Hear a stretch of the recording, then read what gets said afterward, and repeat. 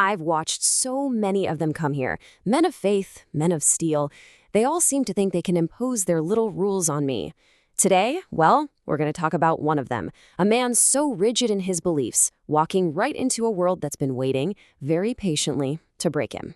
All right, let's get into this little story of his. We'll call him Brother Anselm. He shows up wrapped in this cloak of certainty. His armor, basically a shell to keep the real world out. He looks at my ancient groves, and you know what he sees?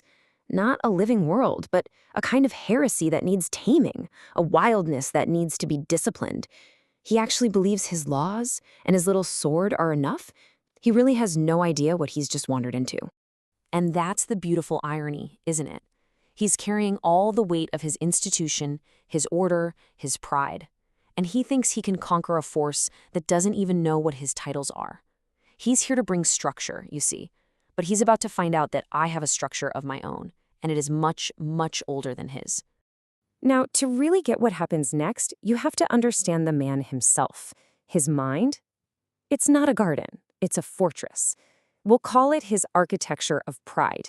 And every single fortress, well, it has a flaw. You can see it right here, this clash of two entirely different realities.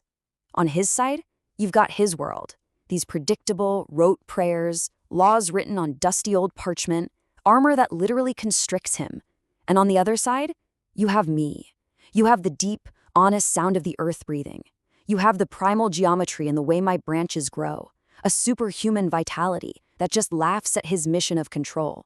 His order, it's an illusion. My chaos, that's the truth.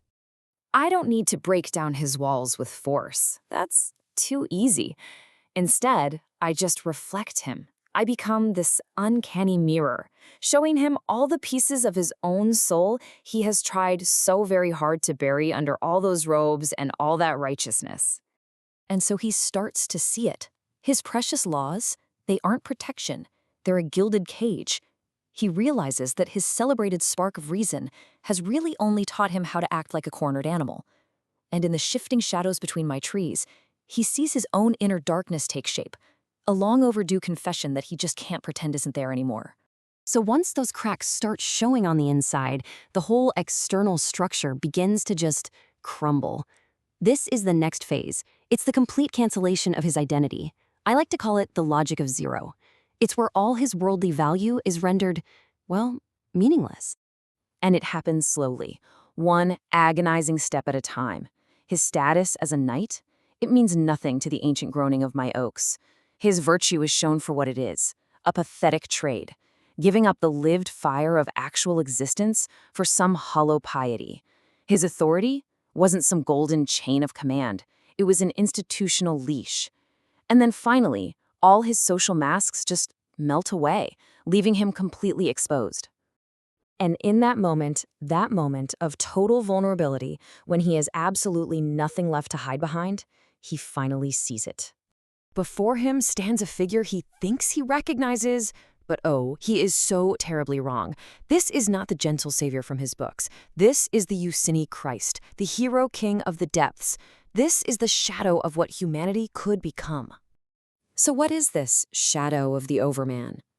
It's a vision of divinity, not as some passive sacrifice, but as an active, warrior-like power.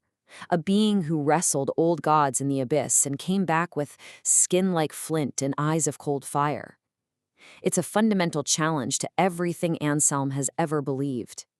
And this is how the figure just methodically takes Anselm apart. It rejects the morality of the herd, the credulous mob.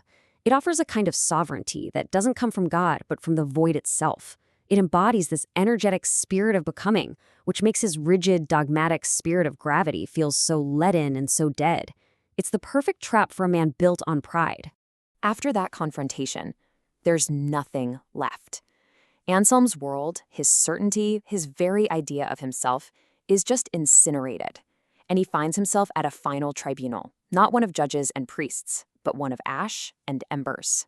Every prayer he ever uttered, every law he ever enforced, every judgment he ever made, it all just becomes fuel for a fire inside him. You see, he didn't need to find hell. He discovers he built it himself, brick by arrogant brick, a purposeless inferno just consuming everything he ever was. And here, in all that ruin, is the final, terrible lesson. The power he was looking for was never about controlling others or the world. True sovereignty, it's the terrifying courage to stare into the abyss inside yourself and then find the will to start over. So, I'll leave you with this question. Anselm was forced to choose: affirm this new, terrifying reality, or condemn himself by clinging to the past. When your own little fortress of belief starts to crack, when that uncanny mirror is finally held up to you, which choice will you make?